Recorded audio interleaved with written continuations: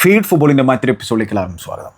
ഒരൊറ്റ ആളെ കൊണ്ട് ഒരുപാട് മനുഷ്യന്മാരുടെ ജീവിതം മാറ്റിമറിക്കാൻ സാധിക്കുമോ? അതിന് ചരിത്രം പരിശോധിക്കണം. ചരിത്രത്തിൽ അതിൻ്റേതായിട്ടുള്ള ഒരുപാട് ഏടുകൾ ഉണ്ടായിരിക്കും. അതായത് ഒരൊറ്റ ആൾ ഒരുപാട് മനുഷ്യന്മാരുടെ പ്രതീക്ഷയാകുന്നതും അവരെ ഉന്നതിയിലേക്ക് നയിക്കുന്നതും, അതേപോലെ തന്നെ ഒരുപാട് മനുഷ്യന്മാരുടെ പ്രതീക്ഷ തല്ലിക്കെടുത്തിയും അവരെ ദുരിതത്തിലേക്ക് നയിച്ചതിൻ്റേതുമായിട്ടുള്ള ഒരുപാട് കഥകൾ ചരിത്രത്തിൽ പറയാനുണ്ടാകും. മാത്രമല്ല ഒരൊറ്റ ആൾക്ക് ഒരുപാട് ജനകോടികളുടെ ഹൃദയത്തിൽ സ്ഥാനം പിടിക്കാനും സാധിക്കും. അതൊക്കെ ചരിത്രത്തിലുള്ളതാണ്. ഇത് വെറും സ്പോർട്സിൽ മാത്രമുള്ള കാര്യമൊന്നുമല്ല. നമ്മൾ ചരിത്രം പരിശോധിച്ച് കഴിഞ്ഞാൽ അതെല്ലാ മേഖലയിലും നമുക്ക് കാണാൻ സാധിക്കും. അതിപ്പോൾ രാഷ്ട്രീയമായിക്കോട്ടെ, സാധാരണ ജീവിത സാഹചര്യമായിക്കോട്ടെ, എന്താണെങ്കിലും ഒരൊറ്റ ആൾക്ക് ഒരുപാട് ജനങ്ങളിൽ ഇൻഫ്ലുവൻസ് ഉണ്ടാക്കാൻ സാധിക്കുന്നത് നമ്മൾ കണ്ടുകൊണ്ടിരിക്കുകയാണ്, നമ്മൾ കണ്ടതുമാണ്, നമ്മൾ വായിച്ചതുമാണ്, നമ്മൾ കേട്ടതുമാണ്. ഇവിടെ ഫുട്ബോളിലും സമാനമായിട്ടുള്ള ഒരുപാട് സംഭവങ്ങളുണ്ട്. എത്ര ആളുകൾ വന്നിട്ട് എത്ര ജനകോടികളുടെ ഹൃദയം കീഴടക്കിയിട്ടുണ്ട്. അപ്പോൾ ഇവിടെ ബാഴ്സലോണ ഫാൻസ് സംബന്ധിച്ചിടത്തോളം ഒരൊറ്റ മനുഷ്യൻ, ഒരൊറ്റ ആൾ അവരുടെ എല്ലാ പ്രതീക്ഷയും മാറിയിരിക്കുകയാണ്. അവരെ വീണ്ടും ചിരിപ്പിക്കുകയാണ്, അവരെ കോരിത്തരിപ്പിക്കുകയാണ്, അവരെ ഉന്മാദ ലഹരിയിലാക്കുകയാണ്, അവരെ രോമാഞ്ച പുളകിതരാക്കുകയാണ്. അതെ, അവരുടെ പേര് ഹാൻസ് ഡീറ്റർ ഫ്ലിക്ക് എന്നുള്ളതാണ്. ഹാൻസി ഫ്ലിക്ക് എന്ന് പറയുന്ന ജർമ്മൻകാരൻ തൻ്റെ കാൽപന്ത് ഫിലോസഫിയും കൊണ്ട് കാറ്റലോണിലേക്ക് വന്നിട്ടുണ്ടായിരുന്നത് കപ്പും കൂണ്ടേ പോകാൻ തന്നെയാണ്. ആ രീതിയിൽ ഇപ്പോൾ മറ്റൊരു കിരീടം കൂടി ബാഴ്സലോണ ഉയർത്തിയിരിക്കുകയാണ് ഹാൻസി ഫ്ലിക്കിൻ്റെ കീഴിൽ. അതായത് ഞാൻ പറഞ്ഞല്ലോ, ബാഴ്സലോണ ആരാധകർ അവർ ആ ഒരു എൻജോയ്മെൻറ്റിൻ്റെ എക്സ്റ്റസിയിലിരിക്കുന്ന ഒരവസരമാണ്. അവർ ക്ലൗഡ് നയനിലിരിക്കുകയാണ്. പക്ഷേ ഈ സീസൺ അവസാനിച്ചിട്ടില്ല. അവരുടെ ട്രിപ്പിൾ സ്വപ്നം തുടരുകയാണ്. ചിലരൊക്കെ ആ ലിയോണൽ മെസ്സി പോയിട്ടുള്ള ആ ഒരു അവസരത്തിൽ ആ ക്ലബിൽ നിന്നും ജസ്റ്റ് ഒന്ന് അകന്നു പോയിട്ടുണ്ടായിരുന്നു. അതിനർത്ഥം ഗ്ലോറി നഷ്ടപ്പെട്ടതോടുകൂടിയിട്ട് ബാഴ്സ ഫാൻസ് ബാഴ്സയിൽ നിന്നും അകന്നുപോയി എന്നുള്ള രീതിയിൽ കണക്കാക്കാൻ പാടില്ല കേട്ടോ ഞാൻ ഈ പറഞ്ഞിട്ടുള്ള സംഭവം. അതായത് ചെറിയൊരു പിണക്കുണ്ടായിരുന്നു. അതിപ്പോൾ മെസ്സിയോട് കാണിച്ചിട്ടുള്ള ഡിസ്റെസ്പെക്റ്റോ അതല്ലെങ്കിൽ വേറെ പല കാരണങ്ങളോ ബോർഡിൻ്റെ കാട്ടിക്കൂട്ടലുകൾ കൊണ്ടോ അങ്ങനെ എന്തൊക്കെയോ കാരണങ്ങൾ കൊണ്ട് ബാഴ്സലോണ ആരാധകർക്ക് ചെറിയൊരു പിണക്കുണ്ടായിരുന്നു, ചെറിയൊരു അകൽച്ച ഉണ്ടായിരുന്നു. ആ അകൽച്ച തല്ലിപ്പൊളിച്ച് പണ്ടാറടക്കിയിരിക്കുകയാണ് ഹാൻസ് ഡീറ്റർ ഫ്ലിക്ക് എന്ന് പറയുന്ന ചങ്ങായി. ഇപ്പോൾ ഈ ക്ലബിനോടുള്ള ആ ഒരു മൊഹബത്ത്, ആ ഒരു ഇമോഷണൽ അറ്റാച്ച്മെൻറ്റ്, അതായത് ഫുട്ബോളിൽ ഏറ്റവും അധികം വേണ്ട ഒരു സംഭവം എന്താണെന്നറിയോ? ആരാധകരും ക്ലബും തമ്മിലുള്ള ആ ഒരു ബന്ധം, അത് ഭയങ്കര ദൃഢമായിരിക്കണം. അത്തരത്തിലാണ് ഇപ്പോൾ ബാഴ്സ കടന്നുപോയിക്കൊണ്ടിരിക്കുന്നത്. അപ്പോൾ അതിന് ഹാൻസ് ഡീറ്റർ ഫ്ലിക്ക് എന്ന് പറയുന്ന ചങ്ങായിക്ക് തന്നെയാണ് ക്രെഡിറ്റ് കൊടുക്കേണ്ടതായിട്ടുള്ളത്. പിന്നെന്താണ്, ഇപ്പോൾ ഞാൻ പറഞ്ഞല്ലോ, ബാഴ്സ ഫാൻസ് അവർ ബാഴ്സയെക്കുറിച്ച് ഇങ്ങനെ വാതോരാതെ സംസാരിച്ചുകൊണ്ടിരിക്കുകയായിരിക്കും. അതിപ്പോൾ നമുക്ക് സ്റ്റോറികളായിട്ടും സ്റ്റാറ്റസുകളായിട്ടും പോസ്റ്റുകളായിട്ടും ട്വിറ്ററിലുമൊക്കെ കാണാൻ സാധിക്കും. ഇനി നമ്മുടെ സുഹൃത്ത് വലയങ്ങൾക്കിടയിൽ ബാഴ്സലോണ ആരാധകർ വാതോരാതെ സംസാരിക്കുകയാണ്. അതായത് ഇനിയിപ്പോൾ ഏതെങ്കിലും ഒരു റാൻഡം ടോപ്പിക്ക് സംസാരിച്ചുകൊണ്ടിരിക്കുന്നതിനിടയിൽ അവർ അത് ഭാഷാ ടോപ്പിക്കിലേക്ക് കൊണ്ടെത്തിക്കാനുള്ള എല്ലാ സാധ്യതയും ഞാൻ കാണുന്നുണ്ട്. അത് എനിക്ക് പേഴ്സണലായിട്ട് അറിയുകയും ചെയ്യാം. അത്തരത്തിലുള്ള ആളുകൾ, അത്തരത്തിലുള്ള ആരാധകർ, അതായത് എന്തെങ്കിലുമൊക്കെ സംസാരിച്ചുകൊണ്ടിരിക്കുകയായിരിക്കും. പിന്നെന്താണ്, അതൊടുവിൽ പെഡ്രിയിലേക്ക് എത്തും, അല്ലെങ്കിൽ ലമീനിലേക്ക് എത്തും, അതല്ലെങ്കിൽ ഇനീഗോ മാർട്ടിനസിലേക്ക് എത്തും, അതല്ലെങ്കിൽ കുബാർസിയിലേക്കോ ആരെങ്കിലുമിലേക്കോ എത്തിയിട്ട് ഒടുവിൽ ചിലപ്പോൾ അത് ബാഴ്സലോണ ടോപ്പിക്കായിട്ട് മാറും, അല്ലെങ്കിൽ ഒരു ഫുട്ബോൾ ടോപ്പിക്കായിട്ട് മാറും. അത് ഫുട്ബോൾ ആരാധകർക്കിടയിൽ അല്ലെങ്കിൽ ഫുട്ബോൾ സുഹൃത്തുക്കൾക്കിടയിൽ അത് സ്വാഭാവികമുള്ളൊരു സംഭവമാണ്. അത് ഒടുവിൽ ഒരു ഫുട്ബോൾ ചർച്ചയിലേക്ക് എത്തും. അപ്പോൾ ആ രീതിയിൽ ബാഴ്സലോണ ഫാൻസ് ഇപ്പം ഇങ്ങനെ എൻജോയ് ചെയ്യുകയാണ്. അവർ ആബ്സല്യൂട്ട്ലി ഡ്രൂളിംഗ് ആണെന്ന് വേണമെങ്കിൽ നമുക്ക് പറയാൻ പറ്റും, അല്ലേ? അപ്പോൾ അങ്ങനെയുള്ള അവരുടെ ഈ ഒരു മൊമെൻറ്റ് എൻജോയ് ചെയ്യേണ്ടതായിട്ടുള്ള സംഭവം തന്നെയാണ്. നിങ്ങൾ എൻജോയ് ചെയ്യുക. പക്ഷേ ഇനിയും 2 കിരീടങ്ങൾ കൂടി നേടാനുണ്ട് ആ ട്രിപ്പിൾ സ്വപ്നം പൂർത്തിയാക്കണമെങ്കിൽ. അതായത് ലാ ലീഗയിൽ നല്ല ഹെൽത്തി ലീഡുണ്ട്, 4 പോയിൻറ്റ്സിൻ്റെ ലീഡുണ്ട്, ഒരു ക്ലാസ്സിൽ കൂടി ബാക്കിയുണ്ടെന്നുള്ള കാര്യമാണ്. പിന്നെ ഇൻറ്ററുമായിട്ടുള്ള സെമി ഫൈനൽ വളരെ ക്രൂഷ്യൽ സെമി ഫൈനലാണ്. 120 മിനിറ്റ് ഫുട്ബോൾ, അതും അത്രയും ടെസ്റ്റിംഗ് ആയിട്ടുള്ളൊരു മത്സരം. അത് ഇമോഷണലി മാത്രമല്ല ഫിസിക്കലിയും ഈ ടീമിനെ ട്രെയിൻ ചെയ്തിട്ടുണ്ടാകുന്ന കാര്യം സംശയം വേണ്ട. അത്തരത്തിൽ ഡ്രെയിനിങ് ആയിട്ടുള്ള ഒരു മത്സരമായിരുന്നു. അത്തരത്തിൽ ഫറ്റീഗ് ക്രീപ്പിംഗ് ചെയ്യുന്ന തരത്തിലുള്ള മത്സരമായിരുന്നു. അപ്പോൾ അങ്ങനെ ഉള്ളൊരു മത്സരത്തിന് ശേഷമാണ് ഇന്റർ മിലാനെതിരെയുള്ള മത്സരം വരുന്നത്. അപ്പോൾ അതെങ്ങനെയായിരിക്കും ഈ ടീം നേരിടാൻ പോകുന്നത് കാത്തിരി കാണാം. പക്ഷേ അവരുടെ മൊറാലുണ്ടല്ലോ, അത് ഒഫട്ടെ ആകാശത്തോളം മുട്ടിയിരിക്കുന്ന ഒരു അവസ്ഥയിലാണ് അവരുടെ മൊറാലിരിക്കുന്നത്. അപ്പോൾ ഇനി ഈ കോപ്പ ഡെൽ റേ കിരീട വിജയത്തെക്കുറിച്ച് സംസാരിച്ചു കഴിഞ്ഞാൽ കുറേ സംസാരിക്കാനുണ്ട്. കാരണം ഈ വിജയം സത്യം പറഞ്ഞാൽ ബാഴ്സലോണ ആരാധകർക്ക് ഇരട്ടി മധുരം കൊടുക്കുന്ന തരത്തിലൊരു വിജയമാണ്. വല്ലാത്ത രീതിയിലൊരു സാറ്റിസ്ഫാക്ഷൻ കൊടുക്കുന്ന തരത്തിലുള്ള വിജയമാണ്. അതിനർത്ഥം അവർ റയൽ മാഡ്രിഡിനെ ഹ്യൂമിലിയേറ്റ് ചെയ്ത് ജയിച്ചു എന്നുള്ളതൊന്നല്ല. അതായത് ഈ ഒരു ക്യാമ്പയിനിൽ തന്നെ, ഈ ഒരു സീസണിൽ തന്നെ നമുക്കറിയാം ബെർണബേയിൽ റയൽ മാഡ്രിഡിനെ തകർത്ത് തരിപ്പണമാക്കിയിട്ടുണ്ടായിരുന്നു, അത്തരത്തിൽ നാണം കെടുത്തിയിട്ടുണ്ടായിരുന്നു ബാഴ്സലോണ. സൗദിയിൽ അവരെ സൂപ്പർ കോപ്പയുടെ ഫൈനലിൽ നാണം കെടുത്തിയിട്ടുണ്ടായിരുന്നു. പക്ഷേ അത്തരത്തിലുള്ള ഒരു ബിഗ് മാർച്ചിനുള്ള വിജയമൊന്നും ആയിരുന്നില്ല ഈ കോപ്പ ഡെൽറ്റ ഫൈനലിൽ നമ്മൾ കണ്ടിട്ടുണ്ടായിരുന്നത്. പക്ഷേ ഈ ഒരു വിജയത്തിന് പറഞ്ഞ പോലെ ഇരട്ടി മധുരം ഉണ്ട്.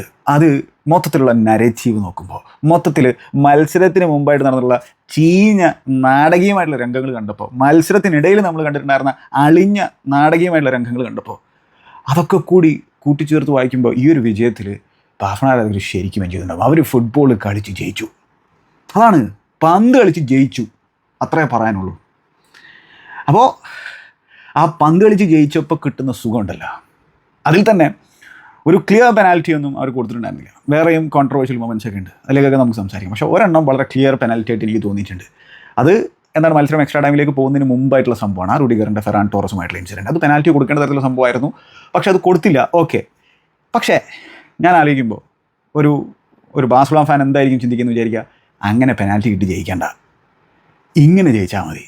ഇതാകുമ്പോൾ സുഖം കൂടുതലാണ്. മറ്റേതാകുമ്പോൾ വീണ്ടും ആവശ്യമില്ലാത്ത വർത്തമാനങ്ങൾ കേൾക്കേണ്ടി വരും, ആവശ്യമില്ലാത്ത ഡിസ്കഷൻസ് നടത്തേണ്ടി വരും. ഇതാകുമ്പോൾ അടിപൊളിയായിട്ട് പ്രോപ്പറായിട്ട് നല്ലൊരു ബുള്ളറ്റ് അടിച്ച് കയറ്റിയിട്ട്, നല്ലൊരു സ്ക്രീമർ അടിച്ച് കയറ്റിയിട്ട്, നല്ലൊരു പൈൽ ഡ്രൈവർ അടിച്ച് കയറ്റിയിട്ടാണ് അവർ ജയിച്ചിട്ടുള്ളത്, അതും എക്സ്ട്രാ ടൈമിൽ, അതും കൂണ്ടേ. അപ്പോൾ ഇങ്ങനെ ജയിക്കുമ്പോൾ അതിൻ്റെ സുഖം കൂടും. മറ്റേതാകുമ്പോൾ വെറുതെ എന്തെങ്കിലുമൊക്കെ എക്സ്പ്ലനേഷനായിട്ട് ഇങ്ങനെ നടക്കേണ്ടി വരും. ഇതിപ്പോൾ അങ്ങനെ ഒരു സംഭവമില്ലല്ലോ. അതിപ്പോൾ അത് ജെനുവിൻ പെനാൽറ്റി ആണെങ്കിലും എക്സ്പ്ലനേഷൻ വേണ്ടി വരും. അതായത് ആ രീതിയിലാണല്ലോ നരേറ്റീവ് സെറ്റ് ചെയ്ത് വെച്ചിട്ടുള്ളത്. ഇവിടെ ഞാൻ പറയട്ടെ, അതായത് ഇത് ഞാൻ പറയുമ്പോൾ ചിലപ്പോൾ റയൽ മാഡ്രിഡിൻ്റെ ആരാധകർക്ക് എന്നോട് വിഷമം തോന്നാൻ സാധ്യതയുണ്ട്, പക്ഷേ പറയാതിരിക്കാൻ വയ്യ. അതുകൊണ്ടാണ്, കാരണം വെച്ചാൽ റയൽ മാഡ്രിഡ് എന്ന് പറയുന്ന ക്ലബിൻ്റെ വലിപ്പം എത്രത്തോളം എന്നുള്ളത് എനിക്കറിയാം, നിങ്ങൾക്കും അറിയാം, എനിക്ക് നന്നായിട്ട് അറിയാം. പക്ഷെ ഒരു ന്യൂട്രൽ എന്ന രീതിയിൽ ഞാനൊരു കാര്യം പറയട്ടെ. ഈ കോപ്പ ഡെൽ റേ മത്സരത്തിന് മുമ്പായിട്ട്, ഈ ഫൈനൽ മുമ്പായിട്ട് നടന്നിട്ടുള്ള സംഭവങ്ങളുണ്ടല്ലോ, അതൊക്കെ വളരെ മോശം സംഭവമാണ്.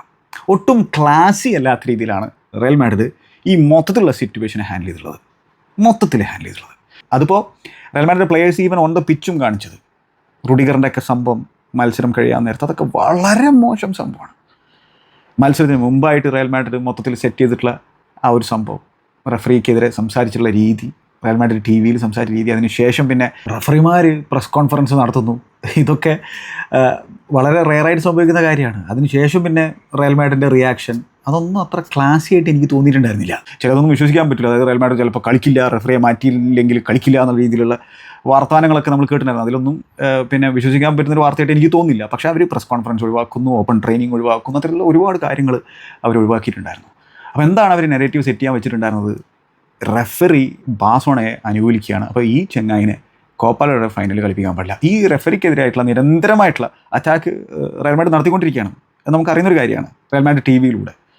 പക്ഷെ ഇവിടെ എന്താ സംഭവം എന്ന് വെച്ചാൽ, റെഫറിങ് വളരെ മോശമാണ്. അത് ജനറലി വളരെ മോശമാണ്. പ്രീമിയർ ലീഗ് എടുത്തു കഴിഞ്ഞാൽ നമുക്കറിയാം, ലാ ലീഗയിൽ നമുക്കറിയാം അല്ലേ, വളരെ മോശം റെഫറിങ് ആണ്. അപ്പോൾ ഇത് കേവലം റയൽ മാഡ്രിഡിനെതിരെ മാത്രം നടക്കുന്നൊരു സംഭവമാണോ? അല്ല, അതാണ് നമ്മൾ അടിവരായിട്ട് പറയേണ്ട സംഭവം. റയൽ മാഡ്രിഡിനെതിരെ നടക്കുന്നത് റയൽ മാഡ്രിഡിൻ്റെ ആരാധകർ കാണുന്നു, അത് അവർ നല്ല രീതിയിൽ പൊലിപ്പിച്ച് സംസാരിക്കും. ബാക്കിയുള്ള ക്ലബിൻ്റെ ആരാധകരോട് ചോദിച്ചു കഴിഞ്ഞാൽ അവർക്കും പറയാനുണ്ടാകും അനേകായിരം കഥകൾ റെഫറിങ്ങിനെ കുറിച്ചിട്ടുള്ളത്. അപ്പോൾ അതെന്താ നമ്മൾ മനസ്സിലാക്കുന്നത്? അപ്പോൾ ഇവിടെ റയൽ മാഡ്രിഡ് സത്യത്തിൽ ശരിക്കും ഒരു റെസൊല്യൂഷനാണ് വേണമെങ്കിൽ എല്ലാ ക്ലബ്ബുമായിട്ട് കൂടിയിരുന്നുകൊണ്ട് സംസാരിച്ചിട്ട് അവർ നല്ല രീതിയിലൊരു പിന്നെ ചർച്ച മുമ്പോട്ട് വെക്കുക, നല്ല രീതിയിലൊരു ഇതിന് സൊല്യൂഷന് വേണ്ടിയിട്ട് പോരാടുക, അതല്ലേ അവിടെ ചെയ്യേണ്ടിരുന്നത്. അപ്പോൾ പിന്നെ ചോദിക്കും, ഞങ്ങൾക്ക് ഞങ്ങളുടെ ക്ലബിൻ്റെ കാര്യം നോക്കിയാൽ പോരെ, ബാക്കിയുള്ളവരുടെ നോക്കണ്ടല്ലോ എന്നുള്ളത്. അങ്ങനെയല്ല. മൊത്തത്തിൽ ലീഗിൻ്റെ ക്വാളിറ്റി വർദ്ധിപ്പിക്കണമെങ്കിൽ, റെഫറിങ്ങിൻ്റെ ക്വാളിറ്റി വർദ്ധിപ്പിക്കണമെങ്കിൽ അതൊരു കൂട്ടായ രീതിയിലുള്ള ഒരു സംഭവമാണ്. ഇതെന്താണ്? ഇതൊരു അടവാണ് സത്യം പറഞ്ഞാൽ. റയൽ മാഡ്രിഡ് ആരാധകരുടെ കണ്ണിൽ പൊടിയിടുന്ന തരത്തിലൊരു സംഭവമായിട്ടാണ് എനിക്ക് തോന്നിയിട്ടുള്ളത്. കാരണം വെച്ചാൽ ഈ സീസൺ റയലിനെ സംബന്ധിച്ചോളം വളരെ അൺഡെവലപ്പിംഗ് ആയിട്ടുള്ള സീസണാണ്. അപ്പോൾ വളരെ ഇമ്പോർട്ടൻ്റ് ആയിട്ടുള്ളൊരു മേജർ കപ്പ് ഫൈനലിലേക്ക് പോകുന്നതിന് മുമ്പ് ആരാധകരുടെ കണ്ണിൽ വീണ്ടും പൊടിയിടണം. കാരണം വെച്ചാൽ കളിച്ച് ജയിക്കാനുള്ള സാധ്യത കുറവാണ് എന്നുള്ളത് അവർക്ക് ബോധ്യപ്പെട്ട് കാണണം. പക്ഷേ എന്നിട്ടും റയൽ മാഡ്രിഡ് നല്ല രീതിയിൽ ഫൈറ്റ് ചെയ്തു. റയൽ മാഡ്രിഡിൻ്റെ പെർഫോമൻസ് പ്രത്യേകിച്ച് സെക്കൻഡ് ഹാഫിൽ വാസ് ബ്രില്യൻറ്റ്. ആ റിയാക്ഷൻ വാസ് ബ്രില്യൻറ്റ്. അത് ഞാൻ തന്നെ പറയും, കാരണം ഞാൻ മത്സരം റിവ്യൂ ചെയ്തുകൊണ്ടിരിക്കുകയാണ്. അത് നിങ്ങളും കണ്ടിട്ടുള്ള സംഭവം തന്നെയാണ്. പക്ഷേ പൊതുവെ വലിയ സാധ്യതകൾ നമ്മൾ റയൽ മാഡ്രിഡിന് കൊടുത്തിട്ടുണ്ടായിരുന്നില്ല ഈ ഒരു മത്സരത്തിലേക്ക് വരുമ്പോൾ. അത് അവർക്കും കൃത്യമായിട്ട് അറിയുന്നുണ്ടായിരിക്കും. അപ്പോൾ എന്താണ് ഒരു മുൻകൂർ ജാമ്യം എന്നുള്ള രീതിയിൽ ഇത്തരത്തിലുള്ളൊരു കാര്യം ആളുകളുടെ മനസ്സിലേക്ക് ഇടുക? എന്താണിത്? എനിക്കറിയാം റെഫറിങ് നല്ലതല്ല, ഇവിടെ ബാഴ്സലോണ ആരാധകർക്ക് വാർഡ്രിഡ് എന്നുള്ള രീതിയിലുള്ള പരിപാടി ഉണ്ടാവും. റയൽ മാഡ്രിഡ് ആരാധകർക്ക് വാർസ. ഇതിങ്ങനെ നടന്നുകൊണ്ടിരിക്കുകയാണ്. ഇതിങ്ങനെ അങ്ങോട്ടും ഇങ്ങോട്ടും ബ്ലെയിം ചെയ്തുകൊണ്ടിരിക്കുന്നു. എനിക്കറിയാം നെഗ്രേറ കേസ്, അതിനെക്കുറിച്ച് നമുക്കറിയുന്നതാണ്. അതേപോലെ മറ്റ് പല സംഭവങ്ങളും. ഇവിടെ ഫാൻസ് തമ്മിൽ തല്ലുന്ന പോലത്തെ ഒരു പരിപാടി അല്ല ഇതേ. അതാണ് നമ്മൾ മനസ്സിലാക്കേണ്ടതായിട്ടുള്ള സംഭവം. അതായത് റയൽ മാഡ്രിഡിൻ്റെ ഒഫീഷ്യൽ TV തന്നെ നിരന്തരം ഇങ്ങനത്തെ നരേറ്റീവുകൾ ഇങ്ങനെ മുമ്പോട്ട് വെക്കുമ്പോൾ അത് ശരിയായിട്ടുള്ളൊരു പണിയായിട്ട് എനിക്ക് തോന്നുന്നില്ല. ഇതിൻ്റെ ഒരു സതുദ്ദേശം ഉണ്ടെങ്കിൽ, അല്ലെങ്കിൽ ഇങ്ങനെ ഒരു ആക്ച്വൽ കോൺട്രവേഴ്സി ഉണ്ട് എന്നുള്ളത് ബിലീവ് ചെയ്യുന്നുണ്ടെങ്കിൽ, അങ്ങനെ ബിലീവ് ചെയ്യാനുള്ള ചിലപ്പോൾ പിന്നെ അവസരങ്ങൾ അല്ലെങ്കിൽ അത്തരത്തിലുള്ള തെളിവുകളൊക്കെ ആയിട്ട് ചിലപ്പോൾ റയൽ മാഡ്രിഡിന് ഉണ്ടാവുമായിരിക്കാം. അങ്ങനെ ഉണ്ടെങ്കിൽ ലീഗലായിട്ട് നേരിടൂ, നിയമപരമായിട്ട് നേരിടുക. അതല്ലേ ചെയ്യേണ്ടത് ഒരു ക്ലാസി ക്ലബ്ബ്, ഇത്രയും വലിയ ക്ലബ്ബ്. അല്ലാതെ ഇങ്ങനെ TV യിലൂടെ ഇങ്ങനെ നരേറ്റീവ് ബിൽഡ് ചെയ്തിട്ട് അത് ആരുടെ കണ്ണിൽ പൊടിയിടാനാണ്? അത് ആരാധകരുടെ കണ്ണിൽ പൊടിയിടാനായിട്ടുള്ളൊരു സംഭവമായിട്ടാണ് എനിക്ക് തോന്നുന്നത്. ജെന്യുവിനായിട്ട് സതുദ്ദേശത്തോടു കൂടിയിട്ട് ഇതിനെ നേരിടണമെങ്കിൽ അത് നിയമപരമായിട്ട് നേരിടണം. അതിന് അതിൻ്റേതായിട്ടുള്ള വഴികളുണ്ട്. അതല്ലേ ചെയ്യേണ്ടതായിട്ടുള്ളത്. അല്ലാതെ ഇങ്ങനെ ഇത് അത്ര ക്ലാസി ആയിട്ടുള്ളൊരു പരിപാടിയായിട്ട് എനിക്ക് തോന്നുന്നില്ല. നിങ്ങൾക്ക് ചിലപ്പോൾ അങ്ങനെ ചിന്തിക്കാൻ കാരണങ്ങളുണ്ടാകും. ഞാൻ അതിനെയൊന്നും ചോദ്യം ചെയ്യുന്നില്ല. അത് ഓരോ സെറ്റ് ഓഫ് ഫാൻസിൻ്റെയും അവകാശമാണ് നിങ്ങൾക്ക് എങ്ങനെ എന്ത് ഫീൽ ചെയ്യണം എന്നുള്ളത്. അതിനൊന്നും ചോദ്യം ചെയ്യാൻ ഞാൻ ആളല്ല. ഞാൻ ഒരാളുമല്ല. ഞാനൊരു ആരാധകൻ മാത്രമാണ് ഫുട്ബോളിൻ്റെ. പക്ഷേ എനിക്ക് ഈ സിറ്റുവേഷനിൽ തോന്നിയിട്ടുള്ളത് ശരിയായിട്ടുള്ള പരിപാടിയായിട്ടില്ല. പിന്നെ ഷാവിനൊക്കെ കാർലോ അൻചെലോട്ടി തന്നെ ക്രിട്ടിസൈസ് ചെയ്യുന്നതൊക്കെ നമ്മൾ കണ്ടിട്ടുള്ളതല്ലേ ആ ഒരു സമയത്ത്, ഈ റെഫറി ഇങ്ങനെ അനുകൂലിച്ചുകൊണ്ട്. അതേപോലെ തന്നെ തിബോ കോർട്ടുവ ഈ ഒരു ക്യാമ്പയിനിൽ തന്നെ റെഫറീൻ്റെ കുറിച്ചുള്ള ചർച്ചകൾ നിർത്തണം എന്നുള്ള രീതിയിലൊക്കെ പറഞ്ഞിട്ടുണ്ടാകില്ലേ ചാമ്പ്യൻസ് ലീഗിൻ്റെ ആ സമയത്ത് ആ വിവാദങ്ങൾ വന്നിട്ടുള്ളത്. അപ്പോൾ എന്താണ്, നമുക്കനുസരിച്ച് നരേറ്റീവുകൾ മാറ്റുക എന്ന് പറഞ്ഞാൽ അത് ശരിയായിട്ടുള്ളൊരു പരിപാടിയായിട്ട് എനിക്ക് തോന്നുന്നില്ല. അപ്പോൾ അങ്ങനെ ജെന്യുവിനായിട്ട് പ്രശ്നമുണ്ട് തോന്നുന്നുണ്ടെങ്കിൽ അതിനെ ആ രീതിയിൽ നേരിടൂ. ഇതെന്താണ് ക്ലബിൻ്റെ ആ റെസ്പെക്റ്റ് ഇടിയിക്കുന്ന തരത്തിലുള്ള സംഭവമായിട്ടാണ് എനിക്ക് തോന്നുന്നത് കേട്ടോ. അപ്പോൾ ഇവിടെ ഒരു കാര്യം മനസ്സിലാക്കേണ്ടതായിട്ടുള്ളത് ആരും പുണ്യാളന്മാരല്ല എന്നുള്ളതാണ്. അല്ലെങ്കിൽ മൊത്തത്തിൽ ഫുട്ബോൾ ലോകം ചർച്ച ചെയ്തുകൊണ്ടിരിക്കുന്ന ഒരു സംഭവമാണ്. അതിൻ്റെ ആവശ്യം ഉണ്ടായിരുന്നു എന്നുള്ളതാണ്. അതിൻ്റെ ആവശ്യം ഉണ്ടായിരുന്നില്ല, അത് വേണ്ടായിരുന്നു. അതാണ്. അപ്പോൾ അത് ഇപ്പോൾ റുഡിഗറൊക്കെ മാപ്പൊക്കെ പറഞ്ഞിട്ടുണ്ട്. റുഡിഗർ ചെയ്തതൊക്കെ അസൽ തോന്നിയാസം. അതിനൊന്നും ഒരു കാരണവശാലും ന്യായീകരിക്കാൻ പറ്റില്ല. റുഡിഗർ തന്നെ ബോധ്യപ്പെട്ടിട്ട് ആൾ സ്റ്റേറ്റ്മെൻറ്റും കാര്യങ്ങളൊക്കെ പുറത്തു വിട്ടിട്ടുണ്ട്. നല്ല കാര്യം, അറ്റ്ലീസ്റ്റ് അഡ്മിറ്റ് ചെയ്യുന്നുണ്ടല്ലോ തെറ്റ് സംഭവിച്ചു പോയി എന്നുള്ളത്. പക്ഷേ അതിനെയും ചിലപ്പോൾ ന്യായീകരിക്കാൻ ചിലപ്പോൾ ചില ആളുകൾ വരുമായിരിക്കും. അത് സ്വാഭാവികമാണ്. എല്ലാ കേസിലും രണ്ടു ഭാഗത്തുനിന്ന് സംസാരിക്കാൻ ആളുകളുണ്ടായിരിക്കും. അവിടെ ആ ഇൻസിഡൻറ്റ് എക്സ്ട്രാ ടൈമിൻ്റെ അവസാന മിനിറ്റുകളിൽ സംഭവിച്ചത് എന്താണ്, എംബാപ്പെ ബോളുമായിട്ട് പോകാൻ ശ്രമിക്കുമ്പോൾ ആളുടെ കൈ എരിക് ഗാർസിയയുടെ മുഖത്ത് തട്ടുന്നു. അത് അൺലക്കിയാണ് അവിടെ എംബാപ്പെ. പക്ഷേ അവിടെ എരിക് ഗാർസിയ വളരെ ക്ലെവറാകുന്നു, ആളവിടെ വീണ് പോകുന്നു. അത് റെഫറി ഫൗൾ കൊടുക്കുന്നു. അൺലക്കിയാണ്, പക്ഷെ അത് ഫൗളല്ല എന്ന് പറയാൻ പറ്റില്ല. ആ ഒരു ഇൻസിഡൻറ്റ് കൊടുത്തപ്പോഴാണ്, അല്ലെങ്കിൽ ആ ഒരു ഫൗൾ കൊടുത്തപ്പോഴാണ് ഈ ഡഗൗട്ട് അങ്ങോട്ട് ഇറപ്റ്റ് ആകുന്നത്. അതായത് വിനി ജൂനിയറും വാസ്കസും ഒക്കെ ഗ്രൗണ്ടിലേക്ക് ഇറങ്ങിയിട്ട് പുണ്യം കാണിച്ചും എന്തൊക്കെയോ പറഞ്ഞും റഫറിക്ക് നേരെ അങ്ങോട്ട് ഇറങ്ങി ചെല്ലാൻ ശ്രമിക്കുകയാണ്. അതിപ്പോൾ വാസ്കസ് ക്യാപ്റ്റൻ ഗാമാൻഡ് ധരിച്ചിട്ടാണ് ഈ മത്സരം തുടങ്ങിയിട്ടുണ്ടായിരുന്നത്. അപ്പോൾ അവിടെ അതൊരു ലാക്ക് ഓഫ് ലീഡർഷിപ്പ് സംഭവമാണ് റയലിനെ സംബന്ധിച്ചോളം നടക്കുന്നത്. അത് ശരിയല്ല. അത് പിന്നെ അറ്റ്ലീസ്റ്റ് റുഡിഗറിനെ ആരോ പിടിച്ചു വെച്ചു. പക്ഷേ റുഡിഗർ എന്തോ എടുത്ത് എറിഞ്ഞു, ബോട്ടിലെടുത്ത് എറിഞ്ഞു തോന്നുന്നു റഫറിയുടെ നേരേക്ക്. എന്താ അത്? എന്നതിന് ശേഷം ആൾ കലിയടങ്ങുന്നില്ല. 114 മിനിറ്റിലെങ്ങാനാണ് ചങ്ങനെ സബ്സ്റ്റിറ്റ്യൂട്ട് ചെയ്തിട്ടുണ്ടായിരുന്നു, വയ്യാതെ കയറിപ്പോയതാണ്. അപ്പോൾ കലിയടങ്ങാത്തതുകൊണ്ട് വേറൊരാളെ പിടിച്ചു നിർത്തുകയാണ്. ഐസ് ബാഗൊക്കെ എടുത്തിട്ട് വീണ്ടും എറിയാൻ നോക്കുകയാണ്. റെഡ് കിട്ടി. ഒരുപാട് മത്സരങ്ങൾ ബാൻ നേരിടേണ്ട ഒരു അവസ്ഥയാണ് റുഡിഗറിൻ്റെ അടുത്ത് വന്നിട്ടുള്ളത്. കാരണം എന്താണിത്? റുഡിഗറിന് ഇഷ്ടമാണ്, റുഡിഗറിൻ്റെ പാഷൻ ഇഷ്ടമാണ്, അഗ്രഷൻ ഇഷ്ടമാണ്. റയൽ മാഡ്രിഡിൻ്റെ പിന്നെ യൂറോപ്യൻ രാത്രിയിലെ നെവർ ഗിവ് അപ്പ് മെൻറ്റാലിറ്റി, ഇതൊക്കെ എനിക്ക് ഇഷ്ടം തന്നെയാണ്. പക്ഷേ തോന്നിവാസം ചെയ്യുമ്പോൾ അത് തോന്നിവാസമാണെന്നുള്ളത് ഞാൻ പറയും. അതിന് നിങ്ങൾക്ക് എന്നോട് വിഷമം തോന്നിയിട്ട് കാര്യമൊന്നുമില്ല. ചിലപ്പോൾ ചില ആരാധകർക്ക് ഇതൊക്കെ ഹീറോസായിട്ട് തോന്നുന്നുണ്ടായിരിക്കും, പക്ഷെ എനിക്ക് തോന്നുന്നില്ല. അതുകൊണ്ടാണ് ഞാനിതിങ്ങനെ എടുത്ത് പറയുന്നത്. ഇനി നാളെ മറ്റ് ക്ലബ്ബുകൾ ഇത് ചെയ്തു കഴിഞ്ഞാൽ ഇതേ രീതിയിൽ തന്നെ ഞാൻ പറയും. അതിനിപ്പോൾ എൻ്റെ ക്ലബ്ബാണെങ്കിലും അതേ രീതിയിൽ തന്നെ ഞാൻ പറയും. നമ്മൾ തോൽക്കുമ്പോൾ വിഷമം ഉണ്ടാവും, തോൽക്കുമ്പോൾ ഭയങ്കരമായിട്ട് ഫ്രസ്ട്രേഷൻ വരും. അതൊക്കെ സ്വാഭാവികമാണ്, പ്രത്യേകിച്ച് ബദ്ധവരികൾക്കെതിരെ തോൽക്കുമ്പോൾ, മറ്റൊരു ഫൈനൽ തോൽക്കുമ്പോൾ. ഇതൊക്കെ നമുക്കറിയാം. പക്ഷേ ഇത് മൊത്തത്തിൽ ആ നെഗറ്റീവ് സെറ്റ് ചെയ്തതിൻ്റെ പുറത്ത് സംഭവിച്ചിട്ടുള്ള കാര്യങ്ങളാണ്. അതിൻ്റെ ആവശ്യം ഉണ്ടായിരുന്നു എന്നുള്ളതാണ്. ഇപ്പം ഇന്നലത്തെ ആ മത്സരം നോക്കിക്കഴിഞ്ഞാൽ അഗെയിൻ റഫറിയുടെ ചില കോളുകളൊക്കെ ഭയങ്കര മോശം കോളുകളായിരുന്നു. അത് വേറെ കാര്യം. ഒരു സൈഡിന് മാത്രം അനുകൂലമായിട്ടുള്ള കോളുകളൊന്നല്ല റഫറി വിളിച്ചിട്ടുണ്ടായിരുന്നത്. ആൾ അണ്ടർ പ്രഷറിലായിരുന്നു. അത് നമുക്ക് കൃത്യമായിട്ട് മനസ്സിലാക്കാൻ പറ്റും. നല്ല സമ്മർദ്ദത്തിലാണ് ചങ്ങായി മത്സരം മാനേജ് ചെയ്തിട്ടുണ്ടായിരുന്നത്, റഫറി ചെയ്തിട്ടുണ്ടായിരുന്നത്. അത് നമുക്ക് കാണാൻ പറ്റും. പക്ഷേ അത് കണ്ടിട്ട് ആർക്കെങ്കിലും അനുകൂലമായിട്ടാണ് ചങ്ങായി ആ മത്സരം നിയന്ത്രിച്ചത് എന്ന് ഒരു റയൽ മാഡ്രിഡ് ഫാനിന് വന്ന് പറയാൻ പറ്റില്ല. അതാണ് പ്രശ്നം. കുറേ ഫാൻസ് റയൽ മാഡ്രിഡിൻ്റെ ആരാധകർക്കും ഈ സംഭവങ്ങളൊന്നും ഇഷ്ടപ്പെട്ടില്ല എന്നുള്ളത് എനിക്കറിയാം. പിന്നെ ചില ആളുകൾക്ക് ഇനിയിപ്പോൾ എന്ത് ചെയ്താലും അത് ഓക്കെ ആയിരിക്കും. അതിപ്പോൾ ചില ആളുകളുണ്ട് ക്ലബ്ബ് എന്ത് ചെയ്തു കഴിഞ്ഞാലും പ്രശ്നമില്ലാത്ത ആളുകൾ, അതിനെ എന്ത് വില കൊടുത്തും സപ്പോർട്ട് ചെയ്യുന്ന ആളുകൾ. അങ്ങനെയുള്ള ആളുകളെ എനിക്കറിയുന്നതാണ്. ഈവൻ എൻ്റെ ക്ലബ്ബുമായി ബന്ധപ്പെടുത്തിയിട്ടും എനിക്ക് ആ രീതിയിൽ കാര്യങ്ങൾ സംസാരിക്കാൻ പറ്റും. പക്ഷേ ഞാൻ ക്രിട്ടിസൈസ് ചെയ്യാൻ ശ്രമിക്കാറുണ്ട് ഈവൻ എൻ്റെ ക്ലബിനെ. അത് നിങ്ങൾ കാണുന്നൊരു കാര്യം തന്നെയാണ്. അപ്പോൾ എന്തായാലും പറഞ്ഞ പോലെ ഇത് ഇരട്ടി മധുരം കൊടുക്കുന്ന തരത്തിലുള്ള ഒരു വിജയമാണ് ബാഴ്സലോണയെ സംബന്ധിച്ചിടത്തോളം.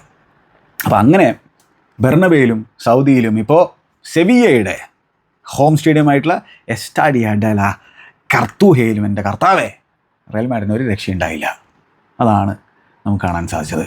അപ്പോൾ അങ്ങനെ 32ാമത്തെ കോപ്പ ഡെൽ റേ കിരീടം സ്വന്തമാക്കിയിരിക്കുകയാണ് ഹാൻസി ഫ്ലിക്കിൻ്റെ കാര്യം പറഞ്ഞു കഴിഞ്ഞാൽ ആൾക്കൊരു ഏർലി റിട്ടയർമെൻറ്റും കാര്യങ്ങളൊക്കെ പ്ലേയിങ് കരിയറിൽ നേരിടേണ്ടി വന്നിട്ടുണ്ടായിരുന്നു. ഇഞ്ചുറീസ് തന്നെയാണ് കാരണം ഉണ്ടായിരുന്നത്. പക്ഷേ ബായൺ മ്യൂണിക്കിലുള്ള സ്വപ്ന മൂവും കാര്യങ്ങളൊക്കെ അതിന് കിട്ടിയിട്ടുണ്ടായിരുന്നു. അവിടെ കുറേ ടൈറ്റിലുകളും കാര്യങ്ങളൊക്കെ സ്വന്തമാക്കി. ആളുടെ പൊസിഷൻ നോക്കി കഴിഞ്ഞാൽ ഒരു സെൻറ്റർ മിഡ്ഫീൽഡർ, ഡിഫെൻസീവ് മിഡ്ഫീൽഡർ റോളൊക്കെ കളിക്കുന്ന തരത്തിലുള്ള ഭയങ്കര ആ ഒരു പാഷനും അഗ്രഷനും കൂടി കലർത്തി കളിക്കുന്ന തരത്തിലുള്ള ഒരു പ്ലെയറായിരുന്നു.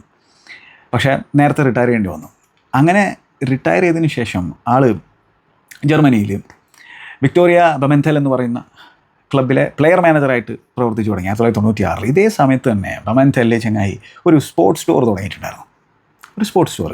അപ്പോൾ അവിടെ സ്പോർട്സ് എക്യുപ്മെൻറ്റ്സും കാര്യങ്ങളും വിൽക്കുന്നു, അതോടൊപ്പം തന്നെ ട്രോഫികളൊക്കെ വിൽക്കുന്നുണ്ടായിരുന്നു. അപ്പോൾ ആ മനുഷ്യൻ അവിടെ അന്ന് ട്രോഫികൾ വിറ്റിട്ടുണ്ടായിരുന്ന മനുഷ്യൻ ഇപ്പോൾ സ്വപ്നങ്ങൾ വിൽക്കുകയാണ്. മാത്രമല്ല ട്രോഫികൾ വാരിക്കൂട്ടുകയാണ്. തൻ്റെ ബിലവഡ് ബായൺ മ്യൂണിക്കിൽ എന്തൊക്കെയാണ് ചങ്ങായി ചെയ്തു കൂട്ടിയത്, അവർക്ക് സെക്സ്റ്റപ്പിൾ നേടിക്കൊടുത്തില്ലേ. പിന്നെ ജർമ്മനിയിലുള്ള സമയം അദ്ദേഹത്തെ സംബന്ധിച്ചിടത്തോളം ഒരു മോശം സമയമായിരുന്നു. സാക്ക് ചെയ്യപ്പെട്ട ആദ്യ ജർമ്മൻ മാനേജറായിട്ടുണ്ടായിരുന്നു. അപ്പോൾ അദ്ദേഹത്തിനും ഒരു ഉയർത്തിയെഴുന്നേൽപ്പ് വേണ്ടിയിരുന്നു. ആ ഉയർത്തിയെഴുന്നേൽപ്പാണ് ഇപ്പോൾ കാറ്റലോണിയയിൽ സംഭവിച്ചുകൊണ്ടിരിക്കുന്നത്. അതായത് ഒരു പറ്റം ലാമാസിയ പിള്ളേരെയും വെച്ച്, ഒരു കാനറി ഐലൻഡുകാരനെയും വെച്ച്, പിന്നെ ബ്രസീലിലെ ഫ്ലെയറും ഒപ്പം നല്ല രീതിയിലുള്ള വർക്ക് റേറ്റുള്ള ആ ഒരു റഫീനെയും വെച്ച്, പോളിഷ് സെൻറ്റർ ഫോർവേഡിനെ വെച്ച്, മറ്റ് പല ആൾക്കാരെയും വെച്ച്, 34കാരനായിട്ടുള്ള ഫ്രീ ട്രാൻസ്ഫറിൽ ബാസ്കിൽ നിന്ന് കൊണ്ടുവന്നുള്ള ബാസ്ക് സിംഹമായിട്ടുള്ള ഇനീഗോ മാർട്ടിനസിനും വെച്ചിട്ട് ചങ്ങായി ഇവിടെ ചെയ്തുകൊണ്ടിരിക്കുന്ന സംഭവം ചെറിയ കാര്യമൊന്നുമല്ല. കാര്യമായിട്ട് ട്രാൻസ്ഫർ മാർക്കറ്റിൽ ഒരു തേങ്ങയും ചെയ്തിട്ടുണ്ടായിരുന്നു. ഒരു ഡാനിയൽ മാത്രമേ സൈൻ ചെയ്തിട്ടുള്ളവർ. ആളാണെങ്കിൽ മിക്ക സമയത്തും ഇഞ്ചുറിയിൽ ഇരിക്കുകയാണ്. പക്ഷേ ഇവിടെ ഈ ലാമാസിയ പാർട്സ് കൊണ്ട് ഇങ്ങനെ ഓടുന്ന ആ ഒരു എഫിഷ്യൻ്റ് ആയിട്ടുള്ള ജർമ്മൻ മഷീനാക്കിയിട്ട് ബാഴ്സലോണയെ മാറ്റിയെടുത്തിരിക്കുകയാണ് ഹാൻസ് തിയേറ്റർ ഫ്ലിക്ക്. അപ്പോൾ സ്പോർട്സ് ഷോപ്പൊക്കെ ആൾ കുറച്ച് വർഷങ്ങൾക്ക് മുമ്പ് നിർത്തി. കാരണം വെച്ചാൽ കോച്ചിങ് കരിയറിൽ പൂർണ്ണ കോൺസെൻട്രേഷൻ. ഇപ്പോൾ ട്രോഫികൾ വാരിക്കൂട്ടുന്ന പരിപാടിയാണ്. എന്താ ഭാഗ്യമല്ലേ ചങ്ങായിമാരെ നിങ്ങളെ. ബാഴ്സലോണ ഫാൻസ് ചിരിക്കുകയായിരിക്കും. എന്താ ചങ്ങായിമാരെ നിങ്ങളെ ഭാഗ്യമല്ലേ ഈ ഹാൻസി ഫ്ലിക്കിനെ ഞങ്ങൾക്ക് മാനേജറായിട്ട് കിട്ടിയിട്ടുള്ളത്. ഇനിയിപ്പോൾ ട്രബിൾ അടിച്ചിട്ടില്ലെങ്കിലും, ഞാൻ എപ്പോഴും പറയുന്നതാണ്, ട്രബിൾ അടിച്ചിട്ടില്ലെങ്കിലും നിങ്ങൾക്ക് ട്രോഫികൾ അടിക്കാൻ പറ്റും എന്നുള്ള പ്രതീക്ഷ തരുന്നില്ലടോ. അത് തന്നെ വലിയ കാര്യമല്ലേ. ഇതോടൊപ്പം തന്നെ നമ്മൾ ഷാവിനെ മറക്കാൻ പാടില്ല. 2022 ബാഴ്സലോണയിലെ ആ ട്രാൻസ്ഫർ വിൻഡോ അത് മറക്കാൻ പാടില്ല. അന്ന് വന്നിട്ടുള്ള ലെവൻഡോസ്കി, റഫീഞ്ഞ, കുണ്ടേ, അവരൊക്കെ എജാതി ഇമ്പാക്റ്റാണ് ഉണ്ടായിക്കൊണ്ടിരിക്കുന്നത്. ചെൽസി പുറകിലുണ്ടായിരുന്നു റഫീഞ്ഞയുടെയും അതേപോലെ തന്നെ കുണ്ടയുടെയും. Thomas ടുക്കലിൻ്റെ primary ചോയ്സുകളായിരുന്നു. പക്ഷേ ടോഡ് ബോയ്ലി അന്ന് ശ്രമിച്ചു നോക്കി. പക്ഷെ അവർക്ക് രണ്ടുപേർക്കും ബാഴ്സലോണ മതിയായിരുന്നു. അതിൽ ഷാവി വഹിച്ചിട്ടുള്ള പങ്ക് അത് വളരെ വലുതാണ് ചങ്ങായിമാരെ. ഷാവി ഇവിടെ വന്നതിന് ശേഷം, മാനേജറായതിനു ശേഷം ചെയ്തിട്ടുള്ളൊരു പണി അതും അണ്ടർ റേറ്റഡ് പണി തന്നെയാണ്. അതേ അവസരത്തിൽ പറയണം. അതുകൊണ്ട് തന്നെയാണ് ഞാനത് പറഞ്ഞു വെക്കുന്നത്. പിന്നെ ഈവൻ ഇനീഗോ മാർട്ടിനസ് ഇതിനു മുമ്പ് 2 കോപ്പ ഡെൽ റേ ഫൈനൽ കളിച്ചിട്ടുണ്ട്. 2ലും പരാജയപ്പെട്ടു. പക്ഷേ 3ാം തവണ പരാജയപ്പെടാൻ ചങ്ങായിക്ക് താല്പര്യം ഉണ്ടായിരുന്നില്ല, മനസ്സുണ്ടായിരുന്നില്ല. ആൾ സെൻറ്റർ ബാക്കായിട്ടും ലെഫ്റ്റ് ബാക്കായിട്ടും ഇന്നലെ 120 മിനിറ്റ് ഫുട്ബോളും കളിച്ചിട്ട് വളരെ വലിയ ഇമ്പാക്റ്റ് ഉണ്ടാക്കുന്ന നമ്മൾ കാണാൻ സാധിച്ചത്. അപ്പോൾ ബാസ്കിൽ നിന്ന് വന്നിട്ടുള്ള ഈ സിംഹം ഒറ്റ പൈസ ബാഴ്സലോണ സ്പെൻഡ് ചെയ്യാതാണ് ഈ ചങ്ങായിനെ കൊണ്ടുവന്നുള്ളത്. കുറച്ച് വൈകിപ്പോയി. പക്ഷേ വൈകിയാൽ എന്താ എമ്മാതിരി ഇമ്പാക്റ്റാണ് ചങ്ങായി ഉണ്ടായിക്കൊണ്ടിരിക്കുന്നത്. ഈ 34ാമത്തെ വയസ്സിൽ ആൾ ഇതിനു മുമ്പ് ഒരൊറ്റ ട്രോഫി മാത്രമേ, ഒരു മേജർ ട്രോഫി മാത്രമേ, അത് മേജർ ട്രോഫി എന്ന് പറയാൻ പറ്റില്ല, സൂപ്പർ കോപ്പയാണ് ആൾ ബിൽബാവിലിരിക്കുമ്പോൾ സ്വന്തമാക്കിയിട്ടുള്ളൂ. ഇപ്പോൾ ചങ്ങായി ഇവിടെ മറ്റൊരു സൂപ്പർ കോപ്പ കിരീടം സ്വന്തമാക്കുന്നു. അതോടൊപ്പം തന്നെ കോപ്പ ഡെൽ റേ കിരീടം മുത്തമിട്ടിരിക്കുകയാണ്. അപ്പോൾ ആളുടെ ആ ഒരു ഇച്ഛാശക്തിയും ആളുടെ ആ ഒരു ലീഡർഷിപ്പ് ക്വാളിറ്റിയും ആളുടെ കൺസിസ്റ്റൻസിയും നമ്മൾ കാണുകയാണ്. പിന്നെന്താ, റഫീനിയൊക്കെ ലീഡ്സ് യുണൈറ്റഡ് പ്രീമിയർ ലീഗിൽ നിന്നും റെലഗേറ്റ് ചെയ്യപ്പെടാതെ രക്ഷപ്പെട്ടപ്പോൾ ബ്രെൻഫോർഡിനെതിരെ 2-1 എന്നുള്ള സ്കോറിന് വിജയിക്കുന്നു. അന്ന് റഫീന ഗോളടിച്ചു എന്നാണ് എനിക്ക് തോന്നുന്നത്. അങ്ങനെ റെലഗേഷൻ ഒഴിവാക്കിയിട്ടുള്ള സാഹചര്യത്തിൽ ചെങ്ങായി ആ ഗ്രൗണ്ടിലുണ്ടല്ലോ മുട്ടിലിങ്ങനെ നടന്നു പോകുന്നുണ്ടായിരുന്നു. ആ ചിത്രമൊക്കെ നിങ്ങൾക്കിപ്പോൾ ഓർമ്മയുണ്ടാവും ചില ആളുകൾക്ക്. അതെന്തിനായിരുന്നു ചെങ്ങായി നടത്തിയതെന്ന് വെച്ച് കഴിഞ്ഞാൽ അത് എന്താണ്, ആ വിശ്വാസമാണ്. അപ്പോൾ ആ വിശ്വാസത്തിൻ്റെ പുറത്ത് ചെങ്ങായി ഇങ്ങനെ തന്നെ രക്ഷിച്ച ദൈവത്തിനോട് നന്ദി പറയാണ് മുട്ടിൽ അങ്ങനെ നടന്നുകൊണ്ട്.